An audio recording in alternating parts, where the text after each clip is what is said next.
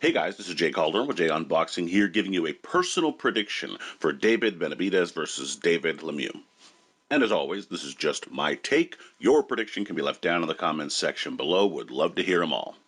A little bit of fight info here. We have Benavidez versus Lemieux taking place at the Gila River Arena in Glendale, Arizona, airing live on Showtime here in the States, taking place in the super middleweight division. So a fairly interesting one at 168 pounds. Is it the biggest fight to be made in the division? Of course not. Certainly not. However, it's another okay fight for Benavidez while he bides his time looking for a major clash. Keeping it interesting here is that Lemieux is a former titleist and has some power for sure and some skills and certainly needs a win. A loss pretty much spells the end of his career near the top of the sport. Equally, Benavidez needs to keep winning and doing so impressively to force the bigger names to fight him down the road. So, both with quite a bit on the line, especially with the winner becoming interim champion to Canelo Alvarez. Certainly an interesting fight with a lot on the line, so let's get into this one. And we'll start with Benavidez here. For Benavidez to win, I think he needs to weather the early storm. Now, at middleweight, I think Lemieux had probably a better storm to give, so to speak, earlier in those rounds. So it might have been 3, 4, or even 5 rounds where you had to kind of be mindful of his power and the fact that he was certainly going to give you everything he had in those first handful of rounds. At super middleweight, that might not be the case. I think it's probably just 2 or 3 rounds. Still, he has live ammunition. That's kind of one of the last things to go for a fighter, is that power, and Lemieux certainly has it. Benavidez, for the most part, has shown a decent chin, so it's not as though he has to be timid, but you just don't want to meet fire with fire immediately. Do it under your best interests when you have the upper hand, and I think that'll take place after a couple rounds when Benavidez gets warmed up, starts getting those combinations flowing, and can start pushing his counterpart back. Then and only then will Benavidez begin to put it on him and start having some real success. I would also say land the left to the body. That left hook that Benavidez can throw, especially in the midst of those combinations, certainly has some zip on it, and that will begin to take some of the sails out of Lemieux, who at times has tired in fights and, of course, has shown an ability to slow down later on in a contest. If you're Benavidez, you're going to want to rush that part of the fight on, of course. Why wouldn't you? It only makes sense. Take a little bit of the wind out of his sails, so to speak. And if he can do that with that left hook to the body early and often, I think it's just going to zap the power from Lemieux, which is really his only weapon anyway, and will get you to start landing far more shots upstairs, which Benavidez is looking to do. So it's really going to benefit you in a lot of ways. There's really no reason not to throw it, which is why I think you will, and will have some success with it as well. And I would say use combos to push him back. That's going to be one of the better weapons that I think Benavidez has in this fight, is that combination punching. It's going to be one of his best weapons in pretty much any fight that he is in. He has very fast hands, very fluid hands, and if he's able to get off with those combinations early and often, it's going to spell a lot of trouble for most of his opponents, especially someone like Lemieux who relies on forward motion. If you can use those combinations to push him back, press him up against the ropes, and really allow for you to start taxing him, the earlier the better, and I think it will only spell trouble for Lemieux, which is of course what Benavidez is looking to do. Now, for Lemieux to win, I think it's important that he land something early.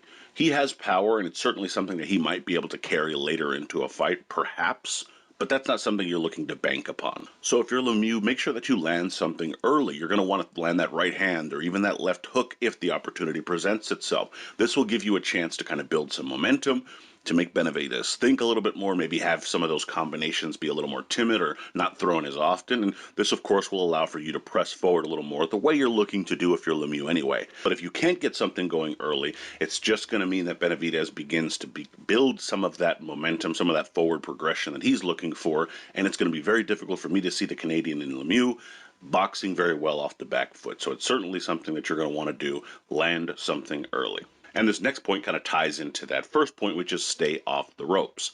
Lemieux against the ropes is pretty much no good. It's just not going to work for him. He's not a slick head movement kind of boxer puncher or counter puncher in that traditional sense that's going to be able to have some success off the back foot up against the ropes. He's already the smaller guy. Putting himself up against those ropes shortens his dimensions up even more and allows for Benavidez to tee off. So you have to keep your back off those ropes. This will also theoretically encourage forward movement, which is going to be Lemieux's best friend in this fight. He doesn't want to force it. He doesn't want to lunge in, but going backwards is no good. So at some point, he's going to have to force the fight in the opposite direction to give himself a chance in this contest. And finally, slip in that right hand. And what I mean by slip in, it's pretty simple. You're going to want to throw that right hand. I don't think that's much of a secret. You're also going to want to land that left hook. Questionable to throw it with Benavidez, who has a longer, faster one that's equally impressive. But the right hand can be beneficial because he has a sneaky way of squaring himself up and kind of tricking you into believing it could be either hand coming forward, does Lemieux. Throw that right hand and slip it in there. Slip it in there especially as a counter shot or a shot over the top when Benavidez is trying to get those combinations going. You're going to have to fight some fire with fire at this point, and I think a right hand which has a theoretically shorter trajectory once you are squared up is probably the hand to go with, and he certainly has a good one that could make Benavidez pay if he's not prepared for it. Now, while Lemieux has power, that's about what he has left at this point, not much else, which is why I'm going with David Benavidez.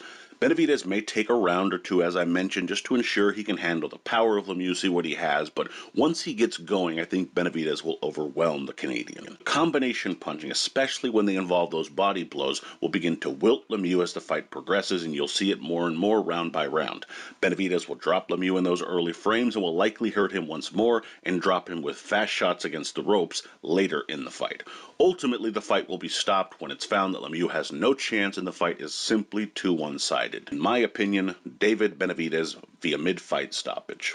And to some degree, the betting odds seem to kind of suggest what I'm saying is true. You have Benavidez as a substantial favorite at a minus 1,500, with Lemieux coming in at a plus 800. No value in a Benavidez bet here, not in a parlay, not in a single bet. There's just nothing there. If you happen to be a believer in Lemieux or just like long shots, you have some great odds there. But for the most part, I'd stay away from the money lines in this particular fight. Where you might find real value is in that over-under, where it's pretty much even money if you can find a decent line around 4 to 6 rounds. Personally, I'd probably go for an over in that case because I do think it lasts a little longer, maybe to the 6th to 7th. But either way, that's probably where you're going to find your best chances of really capitalizing on some value as it pertains to your bets. In any event, those are your lines. And my prediction record heading into the weekend is 18-6-0 with 4 exact. But let me know what you guys think down in the comments. We'd love to hear your thoughts, predictions, your bets, so on and so forth, especially this fight. I mean, I'm pretty sure most people are picking a knockout either way. We'd love to kind of hear your picks on what round that will happen in down in the comments below. Please be sure to like, comment, share, subscribe, and follow me on Twitter at jcalderon_JOB. You can email me at jagunboxing@gmail.com. I'd love to hear from you there. Also, be sure to check out jagunboxing.com for schedule, results, betting odds, rankings, all that good stuff. And of course, be sure to check out my Fighter Grade series, which will be returning this week after a brief absence, of course. And as always, until next time.